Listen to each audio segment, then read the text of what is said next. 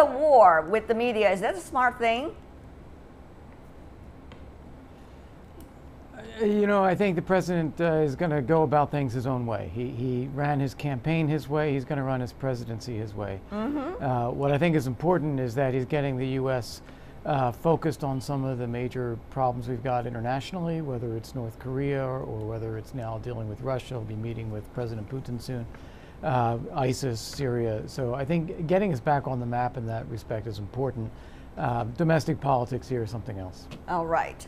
What about the domestic politics in regard to the media? Since you are not, as Ambassador Volker, who used to have a role being an ambassador, so you are, I guess, being part of the media, freer to talk about this.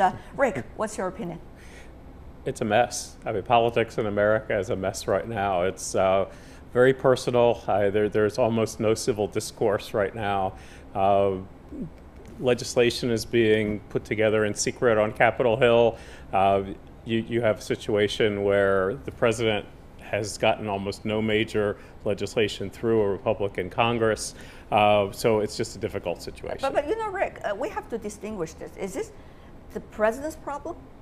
Or he created the problem originally, right. Or this is the system's problem? This is an excellent question. I think it was a problem that existed before him. You look at the 8 years of Barack Obama's presidency, and discourse got coarser and coarser over the time. But Donald Trump has exacerbated it with his very personal attacks. And to some extent, his supporters say there is something called Trump derangement syndrome, that he drives liberals crazy and Democrats crazy.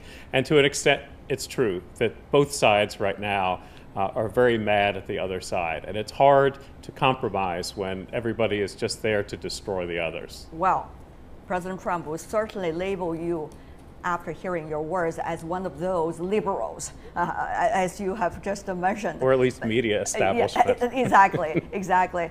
But you know, the CNN, of course, has been already in a very clear fight against President Trump. I know, Ambassador Volker, we don't need to go into details about what is happening between the media and the US president, but certainly the media is talking about, in some of its comments and reviews, very formal stories talking about, quote, idiosyncratic and unpredictable American leadership. That, of course, it is talking about the US relationship to the other countries around the world. What do you think about the impact President Trump is having about the nature of US leadership of the world this time? Well, clearly he's leading his own way. As I said, he has a certain style. You know, it's not the same style as President Obama by a long shot, but he is leading his way. The one thing I would say is that I think there is a distinction between the kind of domestic political environment that our colleague here described and what's happening in foreign affairs. When you go around the world and you look at some of the major trouble spots or issues of concern, whether it's Ukraine and keeping sanctions in place, it's Russia, it's dealing with ISIS, it's Syria, it's the relationship with China, very complicated as it is, dealing with North Korea. I think there you have to say that this administration has pulled itself together and put together some very traditional and some very strong policies. We'll see how that plays out, but I think it's important for foreign leaders to distinguish between the two. What's domestic politics here and what's the U.S. doing on the ground in foreign affairs? You talk about the DPRK issue. That is certainly an interesting case study in terms of the Trump leadership.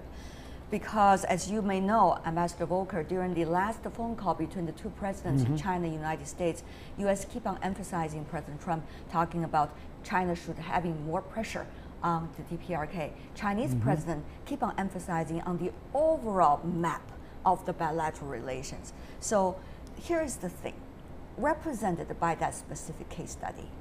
Is this presidency about America first, or is this presidency about America isolation, which is not to work with the others and go the US way no matter what, without considering much of the concern of the others? Ambassador Volker. Yeah, it's certainly not isolationist.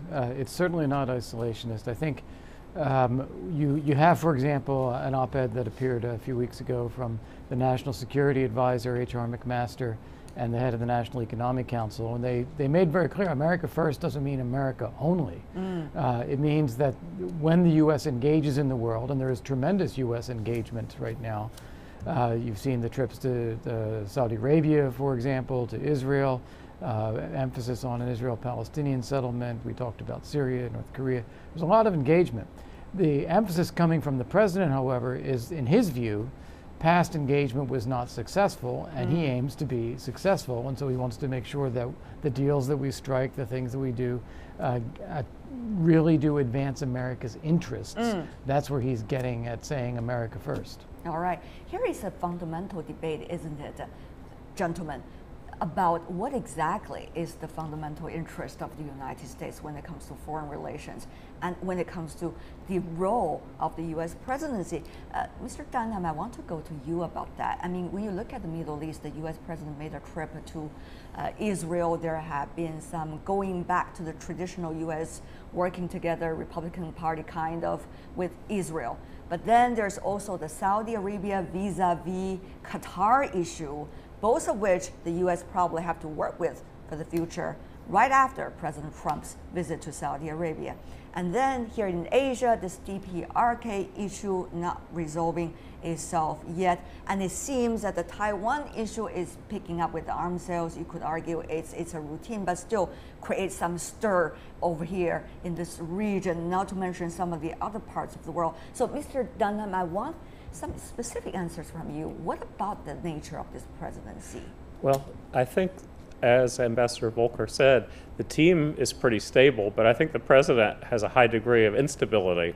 I think we see the president going from one side to another on issues, and the situation in North Korea, we have seen him go from being very positive about working with China to now basically saying, go it alone. I mean, I think the biggest case study is Saudi Arabia. After he visits Saudi Arabia, you have a new crown prince. You have a very hawkish position of Saudi Arabia. You have trying to put sanctions on Qatar, and you've just seen changes in the world as a result of what he has done. I would like to see more consistency. I think the team in place, particularly National Security Advisor McMaster, is grown up and is consistent. But I think the president, from tweet to tweet, changes his position, and his own administration has to adjust to it. But you know, some would, Ambassador Volker, argue that is exactly the leadership style that President Trump wants to have.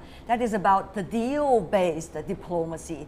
I want the immediate satisfaction, immediate result according to what I wanted. Is that the way to go? Many would ask that question. Your view here, Ambassador Volker. Well, you know, I can only speculate, but I think my guess is the reason the president likes to tweet is because it's a way for him to communicate directly. The other ways that presidents have traditionally communicated are very, very scripted, and he wants to convey to his own base of supporters his own personality, his own style. And so I think that's what he's trying to do.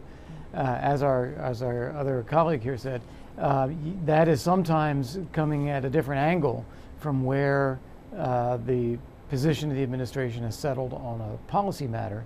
And yes, there's some confusion as a result of that, but it's also a way of political communication. Yeah. But then it has been gelled. So take, for example, the Saudi Arabia example that he gave. That's exactly right, how that played out.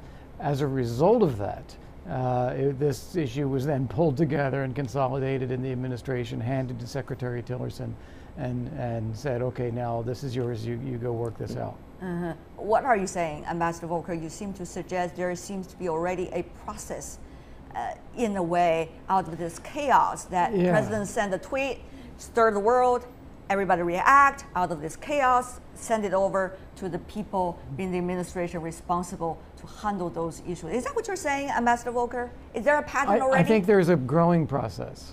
Yeah, I think it's growing. The administration, I think, started really without many processes in place. Didn't have a lot of people in place. And we're now 6 months in, And you are starting to see that some of these processes are starting to gel. There are more people there. They've had a bit more experience working with each other, and so that is starting to work a bit. Right. Mr. Dunham, though, as Ambassador Volker mentioned, the putting together already of that team and the functioning of that team is already, in a way, going further than it previously was. But the question is, what kind of style of governance is this? Mr. Dunham, you've been here in China for quite some time. You see the changes according to the Chinese perspective, the world. Right. And you see the perspective from the others as well as they are coming into China and out. Can the US still go that way as it originally was? So this kind of deal-based foreign policy, immediate result for the United States, can it be delivered? Well, excellent question. I think it all starts with President Trump and his demeanor. He coined the phrase modern day presidential, that he's not a traditional presidential president. He does it his own way. And I do think that a lot of foreign policy will be, as you were suggesting, more transactional. It will go to his business background, his personality style. He likes one-on-one personal relationships.